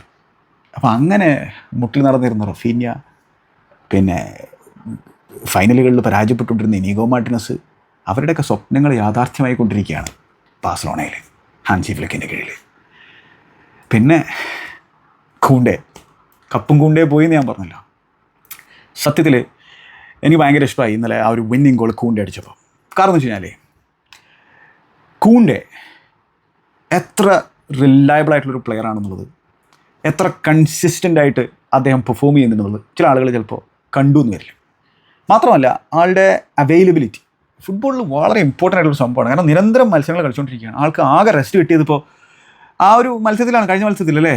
അതുവരെ എല്ലാ മത്സരങ്ങളും തുടർച്ചയായി 2 വർഷമായിട്ട് ചങ്ങായി കളിച്ചുകൊണ്ടിരിക്കുക. ആൾക്ക് റെസ്റ്റേ കിട്ടുന്നുണ്ടായിരുന്നില്ല. അങ്ങനെ റെസ്റ്റ് കൊടുത്തു. ഈ മത്സരത്തിൽ ആൾ ഒരു മെഷീൻ പോലെ പ്രവർത്തിക്കുകയാണ്. ത്രൂ ഔട്ട് ദ ക്യാമ്പയിൻ ചങ്ങായി ഒരു മെഷീനായിട്ടാണ് പ്രവർത്തിച്ചിട്ടുണ്ടായിരുന്നത്. ഇന്നലെ മത്സരത്തിലും അതേപോലെ തന്നെ മെഷീനായിട്ട് പ്രവർത്തിക്കുന്നത് മാത്രമല്ല, ആ പൈൽ ഡ്രൈവർ ചങ്ങായി അടിച്ച് കയറ്റുന്നു എക്സ്ട്രാ ടൈമിൽ. അപ്പോൾ അതിൽ ലുക്കിത്തയുടെ ആ പാസിനെ വേണമെങ്കിൽ ചോദ്യം ചെയ്യാം, ബ്രഹീമിൻ്റെ ഡിസിഷൻ അവിടെ അതിനെ ചോദ്യം ചെയ്യാം. പക്ഷേ അവിടെയാണ് ഒരു ഫുൾ ബാക്ക് എന്നുള്ള രീതിയിൽ ഈ ഹാൻസി ഫ്ലിക്കിൻ്റെ ടീമിൻ്റെ ഫുൾ ബാക്കിന് മുമ്പോട്ട് കയറി വന്ന് അവിടെ ബോൾ വിൻ ചെയ്തിട്ട് ആ രീതിയിൽ അടിക്കാനുള്ള സ്വാതന്ത്ര്യമുണ്ട്. ആ ബ്രേവറി അനുവദനീയമാണ്. ആ ബ്രേവറി കൊണ്ട് തന്നെയാണ് അവർ ഈ മത്സരം വിജയിച്ച് കയറിയിട്ടുള്ളത്. അതായത് ഒരു ഘട്ടത്തിൽ റയൽ മാഡ്രിഡ് ഒരു റെമോൺടാഡ നടത്തി എന്നാണ് നമ്മൾ കരുതിയിട്ടുണ്ടായിരുന്നത്. പക്ഷേ ആ റെമോൺടാഡയ്ക്ക് മേലും മറ്റൊരു റെമോൺടാഡ നടത്തിയിട്ട് ഇങ്ങനെയാണ് റെമോൺടാഡ നടത്തുക എന്നുള്ളത് അങ്ങോട്ട് കാണിച്ചു കൊടുത്തിരിക്കുകയാണ്. പെർഫോമൻസിലൂടെ കാണിച്ചു കൊടുത്തിരിക്കുകയാണ്, മെൻറ്റാലിറ്റിയിലൂടെ കാണിച്ചു കൊടുത്തിരിക്കുകയാണ്. അതിപ്പോൾ നിങ്ങൾക്ക് ഏത് ഭാഷയിൽ ട്രാൻസ്ലേറ്റ് ചെയ്ത് കഴിഞ്ഞാലും അതിൻ്റെ അർത്ഥം നിങ്ങൾക്ക് മനസ്സിലാക്കിയെടുക്കാൻ പറ്റും. മനസ്സിലായോ? അപ്പോൾ അങ്ങനെ ഇത് ബാഴ്സലോണയുടെ ഫറ്റീഗ് നമുക്ക് കാണാൻ സാധിക്കുന്നുണ്ടായിരുന്നു. കുറേ പ്ലേയേഴ്സൊക്കെ ടയർഡായിട്ട് നമുക്ക് കാണാൻ സാധിക്കുന്നുണ്ടായിരുന്നു. അവരുടെ കൗണ്ടർ പ്രസിംഗ് ഒന്നും സെക്കൻഡ് ഹാഫിലൊന്നും കാര്യമായിട്ട് വർക്ക് ചെയ്തിട്ടുണ്ടായിരുന്നില്ല. പക്ഷേ അവർ പുറകിൽ പോയിട്ടും ചില ആൾക്കാരൊക്കെ ചിലപ്പോൾ വിചാരിച്ചിട്ടുണ്ടാവും ഇന്ന് ചിലപ്പോൾ റയൽ മാഡ്രിഡിൻ്റെ ദിവസമായിരിക്കാം എന്നുള്ളത്. പക്ഷേ എനിക്ക് തോന്നുന്നുണ്ടായിരുന്നു ബാഴ്സലോണ കംബാക്ക് നടത്തും എന്നുള്ളത്. അതായത് ഈക്വലൈസർ നേടും എന്നുള്ളൊരു പ്രതീക്ഷ എനിക്കുണ്ടായിരുന്നു. പല ബാഴ്സലോണ ആരാധകർക്കും ആ ഒരു പ്രതീക്ഷ ഉണ്ടായിരിക്കും എന്നുള്ളതാണ്. പക്ഷേ സ്റ്റിൽ നമ്മളൊരു ഫാനാണെങ്കിൽ ഇമോഷൻ ഇങ്ങനെ ഒഴുകുന്ന ഒരവസ്ഥയായിരിക്കുമല്ലോ. അപ്പോൾ ചിലപ്പോൾ വിചാരിച്ചിട്ടുണ്ടാകും പാണ്ടടങ്ങാണ്ട് ഇന്ന് പോയി എന്നുള്ളത്. ഇല്ല, അവിടെയാണ് ബാഴ്സലോണ കംബാക്ക് നടന്നത്. ലമീൻ യമാൽ വളരെ പ്ലെയർ. അതായത് 4 ക്ലാസിക്കോ ചങ്ങായി കളിച്ചിട്ടുള്ളൂ. 17 വയസ്സ് മാത്രമല്ലേ പ്രായമുള്ളൂ. 4 ക്ലാസിക്കോ, അതിൽ 4 ഗോൾ കോൺട്രിബ്യൂഷൻസ് നടത്തിയിരിക്കുകയാണ്. ക്ലച്ച് മോമിൽ ഡെലിവറി ചെയ്യാണ് ചങ്ങായി. ഈ മത്സരത്തിൽ കൂണ്ടയെ സംബന്ധിച്ചിടത്തോളം കൂടുതലും ഡിഫെൻസീവ് കോൺട്രിബ്യൂഷനാണ് അദ്ദേഹം കൊടുക്കുന്നുണ്ടായിരുന്നത്. അദ്ദേഹത്തിൻ്റെ യൂഷ്വൽ ആ ഒരു അറ്റാക്കിങ്ങിൽ ലമീനുമായിട്ടുള്ള ലിങ്കപ്പ് നമുക്ക് അധികം കാണാൻ പറ്റുന്നുണ്ടായിരുന്നില്ല. വിനിയെ ഹാൻഡിൽ ചെയ്യേണ്ട ഒരു ദൗത്യം ഉണ്ടായിരുന്നത് മനോഹരമായിട്ട് അദ്ദേഹം ചെയ്തിട്ടുണ്ട്. അപ്പോൾ ഇതിൽ പിന്നെ ജെറാർഡ് മാർട്ടിനും ഡിഫെൻഡ് ചെയ്യായിരുന്നു. അപ്പോൾ എന്താ സംഭവം എന്ന് വെച്ചാൽ 2 ഫ്ലാങ്കിലും അറ്റാക്കിംഗ് വിങ്ങർമാർ ഐസൊലേറ്റ് ചെയ്യപ്പെടുന്നുണ്ടായിരുന്നു. പക്ഷേ എന്നിട്ടും ലമീനൊക്കെ ആ റൈറ്റിൽ നിന്ന് ക്രിയേറ്റ് ചെയ്യാൻ ശ്രമിക്കുന്നുണ്ടായിരുന്നു. ഡബിൾ അപ്പ് ചെയ്യുന്ന അവസരത്തിൽ പോലും അദ്ദേഹം ക്രിയേറ്റ് ചെയ്യാൻ ശ്രമിക്കുന്നുണ്ടായിരുന്നു. അതാണ് ലമീൻ്റെ ഒക്കെ ക്വാളിറ്റി. അദ്ദേഹത്തിൻ്റെ ടോപ്പ് ക്ലാസ് പെർഫോമൻസ് ആയിരുന്നു വെച്ചാൽ അല്ല, പക്ഷേ അദ്ദേഹം മൊമെൻറ്റ്സിൽ ഡെലിവറി ചെയ്തിട്ടുണ്ട്. ഫ്രാൻ ഗാർസിയ ശരിക്കും ഇടങ്ങറായിട്ടുണ്ട്. അതാണ് ലമീൻ യമാലിൻ്റെ ബ്രേവറി, അദ്ദേഹത്തിൻ്റെ ആ ഒരു ഭയങ്കരമായിട്ടുള്ള മെൻറ്റാലിറ്റി ഞങ്ങൾ പൊസസ് ചെയ്യുന്നുണ്ട് ഈ 17ാമത്തെ വയസ്സിൽ തന്നെ. അപ്പോൾ അതൊക്കെ നമ്മൾ കണ്ടുകൊണ്ടിരിക്കുകയാണ്.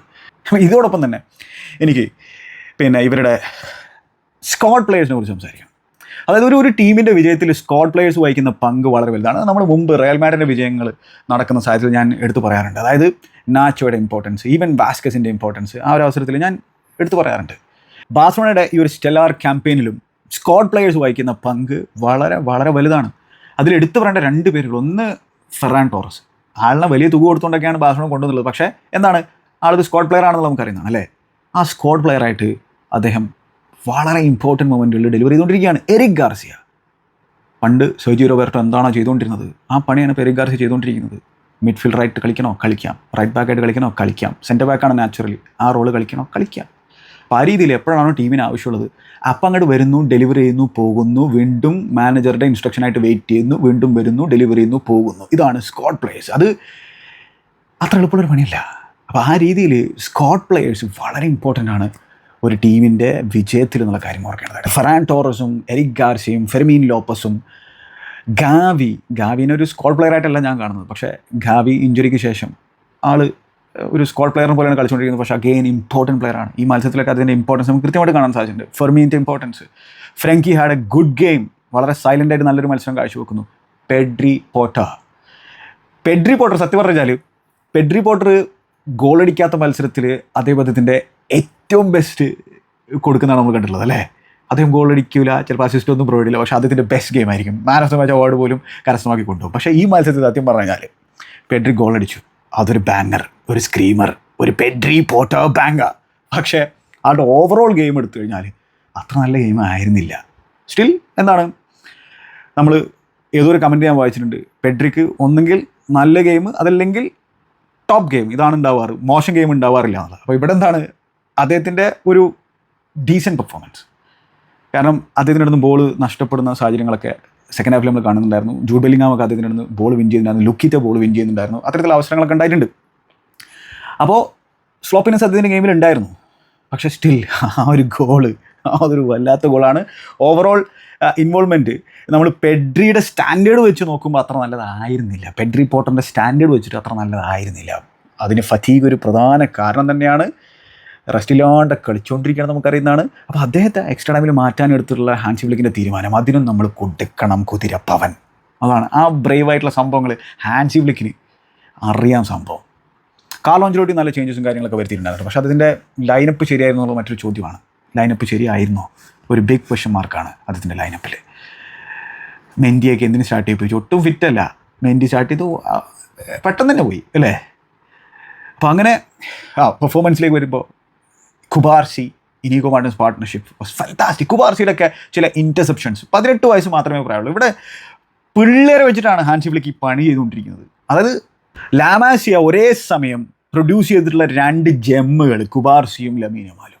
ഒന്ന് ആലോചിച്ച് നോക്കിയേ. അതായത് ടോപ്പ് ക്വാളിറ്റി ഡിഫൻഡറും ഒരു ടോപ്പ് ക്വാളിറ്റി അറ്റാക്കറും ഒരേ സമയത്താണ് ലാമാസിയ നമ്മുടെ മുമ്പിൽ ഇതിങ്ങനെ അവതരിപ്പിച്ചുകൊണ്ടിരിക്കുന്നത്. ലാമാസിയ അവതരിപ്പിക്കുന്ന മറ്റ് ജെമ്മുകൾ എന്ന രീതിയിൽ എന്താണിത്? കുബാർസിയൊക്കെ സെൻസേഷണലായിട്ടാണ് പെർഫോം ചെയ്തിട്ടുള്ളത്. സെൻസേഷണലായിട്ട്. കൂൻ്റെ ഗ്രേറ്റ് ആയിരുന്നു ഡിഫെൻസീവ്ലി. വിനി ജൂനിയറിനെ പൂട്ടിയിട്ടുണ്ട് പലപ്പോഴായിട്ട്. ജെറാർഡ് മാർട്ടിനാണ് ലെഫ്റ്റ് ബാക്കായിട്ട് നടന്നത്. നമുക്കറിയാം ബാൽഡെ ഇല്ല, ലെവൻഡോസ്കി ഇല്ല, മേജർ ഇഞ്ചുറി പ്രശ്നങ്ങളാണ് ബാഴ്സലോണയ്ക്ക് ഉണ്ടായിരുന്നത്. ഒപ്പം റയൽ മാഡ്രിഡിനും ഇഞ്ചുറി പ്രശ്നങ്ങളുണ്ട്, നമുക്കറിയുന്നതാണ്. അപ്പോൾ ഈ ജെറാർഡ് മാർട്ടിൻ്റെ പെർഫോമൻസ് അത്ര നല്ലതായിരുന്നു. പക്ഷേ ഡിഫെൻസീവ്ലി ചെങ്ങായി പലപ്പോഴും സോളിഡായിട്ട് എനിക്ക് തോന്നി. റോഡ്രിഗോയുമായിട്ടായിരുന്നു അതിൻ്റെ ബാറ്റിൽ തുടക്കത്തിലുണ്ടായിരുന്നത്. പിന്നീട് അത് മാറി, ഒരു യെല്ലോ കാർഡൊക്കെ കിട്ടിയിട്ടുണ്ടായിരുന്നു. പക്ഷേ ഒരു ഡീസൻറ്റ് പെർഫോമൻസ്. പക്ഷേ എന്താണ്, അവിടെ അദ്ദേഹത്തെ കണ്ടിന്യൂ ചെയ്യുന്ന അത്ര നല്ലതല്ല എന്നുള്ളൊരു തീരുമാനം ഹാൻസി ഫ്ലിക്ക് എടുക്കുന്നു. എന്നിട്ട് എന്ത് ചെയ്തു ചെങ്ങായി എന്ന് വെച്ച് കഴിഞ്ഞാൽ മറ്റൊരു സെൻറ്റർ ബാക്കിനെ കൊണ്ടുവരുന്നു, അറൂഹോനെ കൊണ്ടുവരുന്നു. അറൂഹോൻ്റെ പേസും കാര്യങ്ങളൊക്കെ, നോ നോൺസെൻസ് ഡിഫെൻഡിങ്ങും ഈ മത്സരത്തിൽ യൂസ്ഫുൾ ആകും. പ്രത്യേകിച്ച് എംബാപ്പയുടെ പേസിനൊക്കെ ഹാൻഡിൽ ചെയ്യാൻ പറ്റുന്നത് കണ്ടിട്ട് ചെങ്ങായിനെ കൊണ്ടുവരുന്നു. ഇനീഗോ മാർട്ടിൻസ് ലെഫ്റ്റ് ബാക്കായിട്ട് മാറുന്നു. ഇനീഗോ മാർട്ടിൻസ് ആ ലെഫ്റ്റ് ബാക്കായിട്ട് സത്യം പറഞ്ഞാൽ മികച്ച പെർഫോമൻസാണ് പുൾ ഓഫ് ചെയ്തിട്ടുള്ളത്. Great performance. അപ്പോൾ അതാണ് ഇനീഗോ മാർട്ടിൻസ് ഒക്കെ രണ്ടും കൽപ്പിച്ചായിരുന്നു, തോൽക്കാൻ മനസ്സുണ്ടായിരുന്നില്ല. അപ്പോൾ ഇവിടെ ഹാൻസി ഫ്ലിക്കിൻ്റെ ആ ഒരു തോട്ട് പ്രോസസ്സ്, അതിൻ്റെ ടാക്ടിക്കൽ ചേഞ്ചസ്, അതിൻ്റെ understanding of the game, reading of the game എല്ലാം ഫാന്റാസ്റ്റിക് ആണെന്നുള്ള കാര്യം ഓർക്കണം. അതായത് പെഡ്രിയുടെ ലെഗ്സ് തീർന്നു എന്ന് കണ്ടിട്ട് പെഡ്രിനെ മാറ്റി എറിക് ഗാർസിയ മിഡ്ഫീൽഡിൽ കളിപ്പിക്കുന്നു, ഗാവിനെ കൊണ്ടുവരുന്നു. അപ്പോൾ ഗാവി പിന്നെ അദ്ദേഹത്തിൻ്റെ ആ ഡ്രൈവിംഗ് റണ്ണുകൾ, അദ്ദേഹത്തിൻ്റെ ടെനാസിറ്റിയൊക്കെ വളരെ യൂസ്ഫുൾ ആണ്, വളരെ ഇമ്പോർട്ടൻ്റ് ആണ്. ഗാവിയുടെയൊക്കെ പെർഫോമൻസ് സത്യം പറഞ്ഞാൽ എടുത്തു പറയണം. ചില ആളുകളൊക്കെ ചിലപ്പോൾ മറന്നു പോകാൻ സാധ്യതയുണ്ട്. Gavi had a great game, fantastic ഗെയിമാണ് ബെഞ്ചിൽ നിന്നതിന് ശേഷം ചെങ്ങായി പ്രൊഡ്യൂസ് ചെയ്തിട്ടുള്ളത്. അപ്പോൾ അങ്ങനെ റഫീനിയ ആൾ ടയർലെസ് ആയിട്ട് വർക്ക് ചെയ്തിട്ടുണ്ട്. പക്ഷേ ആളുടെ അത്ര നല്ലൊരു ഗെയിം ആയിരുന്നില്ല. ആൾക്ക് ഗെയിം കില്ല് ചെയ്യാനുള്ള അവസരങ്ങൾ ഇല്ലായിരുന്നു. അത് അദ്ദേഹത്തിന് മുതലെടുക്കാൻ സാധിച്ചിട്ടുണ്ടായിരുന്നില്ല. അപ്പോൾ റഫീനിയുടെ പെർഫോമൻസ് പിന്നെ എപ്പോഴും ടോപ്പാകുന്നത് അദ്ദേഹത്തിൻ്റെ കൂടെ ആ ഒരു ഓവർലാപ്പിംഗ് റണ്ണ്, അണ്ടർലാപ്പിംഗ് റണ്ണ് ബാൾഡി നടത്തുമ്പോഴാണ്. പക്ഷേ ഇവിടെ അദ്ദേഹത്തിൻ്റെ ഈവൻ ഷോട്ടുകൾക്ക് പോലും അത്ര കൺവിക്ഷൻ ഉണ്ടായിരുന്നില്ല. ചാൻസുകൾ കിട്ടിയിട്ടുണ്ടായിരുന്നു സെക്കൻഡ് ഹാഫിൽ. അദ്ദേഹത്തിന് ഗെയിം കില്ല് ചെയ്യാൻ അദ്ദേഹത്തിന് മുതലെടുക്കാൻ സാധിച്ചില്ല. പിന്നെ ആ ഒരു പെനാൽറ്റി കോൺട്രവേഴ്സി, അതിലേക്കൊക്കെ നമുക്ക് വരാം. അപ്പോൾ എന്തായാലും ഇനി റയൽ മാഡ്രിഡിൻ്റെ ഇതിലേക്ക് വന്നു കഴിഞ്ഞാൽ അവിടെ തല ഉയർത്തിക്കൊണ്ട് തിരിച്ച് വീട്ടിലേക്ക് പോകാൻ പറ്റുന്ന ചില താരങ്ങൾ എന്ന് പറഞ്ഞാൽ എല്ലായ്പ്പോഴും നമ്മൾ സംസാരിക്കുന്ന പേരുകൾ തന്നെയാണ്. Federico Valverde. എന്താണ് ഈ ചെങ്ങായിനെക്കുറിച്ച് സംസാരിക്കുക? മിഡ്ഫീൽഡിൽ പെർഫോം ചെയ്യുന്നു, റൈറ്റ് ബാക്കായിട്ട് പെർഫോം ചെയ്യുന്നു, അൺലിമിറ്റഡ് ഇൻ്റർസെപ്ഷൻ നടത്തുന്നു. അതിൻ്റെ ആ ഒരു വർക്ക് റേറ്റ്, ആ ചെങ്ങായിനൊക്കെ തൊഴണം. പിന്നെ Jude Bellingham had a great game. Jude ബെല്ലിംഗാമിൻ്റെ അല്ലെങ്കിൽ ജൂഡ് ബെല്ലിങ്ങാമിലൂടെയാണ് റയൽ മാഡ്രിഡിൻ്റെ പല അറ്റാക്കുകളും നടക്കുന്നുണ്ടായിരുന്നത്, പല ഗുഡ് മൊമെൻറ്റ്സും നടക്കുന്നുണ്ടായിരുന്നത്. അതിൻ്റെ എല്ലാം ഹാർട്ടിൽ നമുക്ക് ജൂഡ് ബെല്ലിങ്ങാമിനെ കാണാൻ സാധിക്കുന്നുണ്ടായിരുന്നു. അതിൻ്റെ ബോൾ വിന്നിങ് എബിലിറ്റി ആണെങ്കിലും അദ്ദേഹത്തിൻ്റെ ഈവൻ പിന്നെ പാസുകളാണെങ്കിലും വളരെ വളരെ ഇമ്പോർട്ടൻ്റ് ആയിരുന്നു റയലിനെ സംബന്ധിച്ചിടത്തോളം. ജൂഡ് ബെല്ലിങ്ങാമിൻ്റെ ആ ഒരു മെൻറ്റാലിറ്റി, കിലിയൻ എംബാപ്പയുടെ ബെഞ്ചിൽ വന്നിട്ടുള്ള ഇമ്പാക്റ്റ്, അതിൻ്റെ ഡയറക്റ്റ്നെസ്, അതിൻ്റെ പേസ്, പിന്നെ ആ ഡിഫൻസിൽ പുറകിലൂടെ റൺ ചെയ്യാനുള്ള എബിലിറ്റി, അതിനൊക്കെ ഒരു ഇമ്പാക്റ്റ് മത്സരം ഉണ്ടാക്കാൻ സാധിച്ചു. ചോമേനി ഫാന്റാസ്റ്റിക് ആയിട്ട് കളിച്ചിട്ടുണ്ട്. തിബോ കോർട്ടോ ആസ് യൂഷ്വൽ പിന്നെ അദ്ദേഹത്തിൻ്റെതായിട്ടുള്ള രീതിയിൽ പെർഫോമൻസ് ശ്രമിച്ചു. പക്ഷേ ഒരു വളരെ ക്രൂഷ്യൽ മിസ്റ്റേക്ക് അദ്ദേഹം വരുത്തിയിട്ടുണ്ടായിരുന്നു. അതൊരു റെയർ സംഭവമാണ്, പക്ഷേ ആ മിസ്റ്റേക്കിന് വലിയ വില റയൽ മാഡ്രിഡ് കൊടുക്കേണ്ടി വന്നു. ഫെറാൻ ടോറസിൻ്റെ ഈക്വലൈസറിൽ അദ്ദേഹത്തിൻ്റെ ഡിസിഷൻ മേക്കിംഗ് വളരെ പ്രശ്നമായിരുന്നുള്ള കാര്യം ഓർക്കേണ്ടതായിട്ടുണ്ട്. പിന്നെ ആർദാ ഗുലറൊക്കെ വെഞ്ചിൽ വന്നിട്ട് ഒരു ഇമ്പാക്റ്റ് ഉണ്ടാക്കിയിട്ടുണ്ട്. പക്ഷേ സത്യം പറഞ്ഞാൽ തലയുറച്ചുകൊണ്ട് വീട്ടിലേക്ക് പോകാൻ പറ്റുന്ന 2 താരങ്ങൾ ഫെഡെ വാൽവെർദെയും ജൂഡ് ബെല്ലിങ്ങാമും തന്നെയാണ്. എന്താണ് ഈ ചെങ്ങായിമാർ? അപ്പോൾ ഈ ചെങ്ങായിമാരുടെ അറ്റാക്കിംഗ് ആ ഒരു ഔട്ട്പുട്ട് കൂടുതൽ എടുക്കാൻ പറ്റുന്ന രീതിയിലുള്ള ടാക്ടിക്സും കാര്യങ്ങളൊക്കെ അടുത്ത സീസണിൽ റയൽ മാഡ്രിഡിൽ വേണം. കാരണം അവരെങ്ങനെ ഇങ്ങനെ പട്ടിപ്പണിയെടുക്കുന്ന രീതിയിലുള്ള പ്ലേയേഴ്സാക്കി മാറ്റി നിർത്താൻ പാടില്ല. അവരുടെ ആ ഒരു എക്സ്പ്ലോസീവ്നെസ് കൂടി യൂട്ടിലൈസ് ചെയ്യുന്ന തരത്തിൽ ബോക്സിലേക്ക് ക്രാഷ് ചെയ്യാൻ പറ്റുന്ന എബിലിറ്റിയുള്ള പ്ലേയേഴ്സാണ്, നല്ല ഷോട്ടുകൾ അൺലീഷ് ചെയ്യാൻ പറ്റുന്ന പ്ലേയേഴ്സാണ്. അപ്പോൾ അതും കൂടി യൂട്ടിലൈസ് ചെയ്യാൻ പറ്റുന്ന തരത്തിലുള്ള ഒരു സിസ്റ്റം, ഒരു സെറ്റപ്പ് അടുത്ത സീസണിൽ വേണമെന്നുള്ളതാണ്. പക്ഷേ അവരുടെ മെൻറ്റാലിറ്റി ടോപ്പ് ക്ലാസ് ആണ്. പക്ഷേ സ്റ്റിൽ ജൂഡ് ബെല്ലിങ്ങാം ചില അവസരങ്ങളിലൊക്കെ ഈ പറഞ്ഞ പോലെ ഈ നരേറ്റീവ് ബിൽഡ് ചെയ്ത് വെച്ചിട്ടുണ്ടല്ലോ, അപ്പോൾ അതിൻ്റേതായിട്ട് വൈൻ ചെയ്യുന്നുണ്ടായിരുന്നു ചില അവസരങ്ങളിലൊക്കെ. അതും എനിക്ക് സത്യം പറഞ്ഞാൽ ഇഷ്ടപ്പെട്ടിട്ടുണ്ടായില്ല. പക്ഷേ ജൂഡിൻ്റെ ഓവറോൾ ക്യാരക്ടർ, ആ ഒരു മെൻറ്റാലിറ്റി കാഴ്ചവെച്ചതൊക്കെ എനിക്ക് ഇഷ്ടപ്പെട്ടു. എന്തായാലും ആ കപ്പും കൊണ്ട് അരൂഹോയും ടെസ്റ്റഗനും പ്ലേയേഴ്സിൻ്റെ അടുത്തേക്ക് വരുമ്പോൾ നിങ്ങൾ ഷെസ്നിയുടെ മുഖം ശ്രദ്ധിച്ചിട്ടുണ്ടായിരുന്നോ? ആള് ആ മൊമെൻ്റ് അങ്ങോട്ട് എൻജോയ് ചെയ്യുക. ആളുടെ മുഖത്ത് നോക്കി കഴിഞ്ഞാൽ നമുക്ക് മനസ്സിലാക്കാൻ പറ്റും. എന്തോന്ന് ആലോചിച്ച് നോക്കിയാൽ റിട്ടയർമെൻറ്റിലും തിരിച്ചു വന്നിട്ട് ആള് വല്ലാത്തൊരു സീസണിൽ ബാഴ്സലോണയുടെ കുപ്പായം ധരിച്ചുകൊണ്ട് ഹാൻസി ഫ്ലിക്കിൻ്റെ കീഴിൽ ഇങ്ങനെ കളിക്കുകയാണ്, എൻജോയ് ചെയ്യുകയാണ് ഓരോ മൊമെൻറ്റും. ഈ മത്സരത്തിലും ക്രൂഷ്യലായിട്ടുള്ള ചില സേവുകളും അതേപോലെ തന്നെ ഡിസിഷൻസും ഒക്കെ അദ്ദേഹം എടുക്കുന്ന നമുക്ക് കാണാൻ സാധിച്ചു. അങ്ങനെ ഷെസ്നിക്കും അവകാശപ്പെട്ടതാണ് ഈ കിരീടം, ഓരോ ബാഴ്സലോണ ഫാനിനും അവകാശപ്പെട്ടതാണ് ഈ മൊമെൻറ്റുകളെല്ലാം. അപ്പോൾ നിങ്ങളിത് എൻജോയ് ചെയ്യും. അപ്പോൾ എന്തായാലും ഇതാണ് പാർട്ട് 1 എനിക്ക് പറയാനുള്ള സംഭവങ്ങൾ. മത്സരത്തിലെ ഇമ്പോർട്ടൻറ്റ് മൊമെൻറ്റ്സ്, ഗോളുകൾ വന്ന വഴി, എങ്ങനെയാണ് പെഡ്രി പോട്ടർ ബാങ്ങർ അടിച്ചത്, അതിലുള്ള കുബാർസിയുടെ ഇമ്പാക്റ്റ്, ലമീൻ്റെ ഇമ്പാക്റ്റ്, റയൽ മാഡ്രിഡിൻ്റെ ഡിഫൻസിലുള്ള പ്രശ്നങ്ങൾ, ഇതൊക്കെ നമുക്ക് സംസാരിക്കണം. അതേപോലെ തന്നെ റയൽ മാഡ്രിഡ് എങ്ങനെയാണ് പിന്നെ കംബാക്ക് നടത്തിയത്, അവരുടെ ആ റെമോണ്ടാഡയ്ക്ക് മുകളിൽ എങ്ങനെയാണ് ബാഴ്സലോണ റെമോണ്ടാഡ നടത്തിയത്, അതിനെക്കുറിച്ച് സംസാരിക്കണം. അതായത് എംബാപ്പയുടെ ഇമ്പാക്റ്റ്, എങ്ങനെയാണ് കാര്യങ്ങൾ ചേഞ്ച് ചെയ്തത് കാർലോ അൻചെലോട്ടി സെക്കൻഡ് ഹാഫിൽ, അതിനെ എങ്ങനെ നേരിട്ടു ഹാൻസി ഫ്ലിക്ക് സെക്കൻഡ് ഹാഫിൽ, എങ്ങനെയാണ് ഹാൻസി ഫ്ലിക്കിൻ്റെ ടീം മെൻറ്റാലിറ്റി കാഴ്ചവെച്ചുകൊണ്ട് മത്സരത്തിൽ വീണ്ടും ലേറ്റ് ഈക്വലൈസർ അടിച്ചത്, അതേപോലെ തന്നെ ലേറ്റ് വിന്നർ അടിച്ചത്, എക്സ്ട്രാ ടൈമിൽ എന്തൊക്കെയാണ് സംഭവിച്ചത്, മത്സരത്തിലുള്ള മിക്ക സംഭവങ്ങളെക്കുറിച്ച് നമുക്ക് സെക്കൻഡ് പാർട്ടിൽ സംസാരിക്കാം. അതിനായിട്ട് വെയിറ്റ് ചെയ്യുക. ഒന്ന് ആലോചിച്ച് നോക്കിയേ, എംബാപ്പെ വലിയ പ്രതീക്ഷയോടുകൂടി വന്നിട്ട് അദ്ദേഹത്തിൻ്റെ ഫസ്റ്റ് സീസണിൽ അവർ ട്രോഫിലെസ് ആയിക്കഴിഞ്ഞാൽ അതൊരു ദുരന്തം സംഭവമാണ്. അപ്പുറത്താണെങ്കിൽ PSG ട്രബിൾ ലക്ഷ്യമായിട്ട് കളിച്ചുകൊണ്ടിരിക്കുകയാണ് തൻ്റെ ഫോമർ ക്ലബ്ബ്. എന്തായാലും എംബാപ്പെ തൻ്റെ ആദ്യത്തെ ഫ്രീ കിക്ക് ഗോൾ അടിച്ചു, അതിനെക്കുറിച്ച് സംസാരിക്കണം. പക്ഷേ തൻ്റെ കരിയറിലെ ആദ്യത്തെ ഫ്രീ കിക്ക് ഗോൾ ഒരു പരാജയത്തിലാണ് അവസാനിച്ചിട്ടുള്ളത്. പാർട്ട് 2 വെയിറ്റ് ചെയ്യുക. Good bye.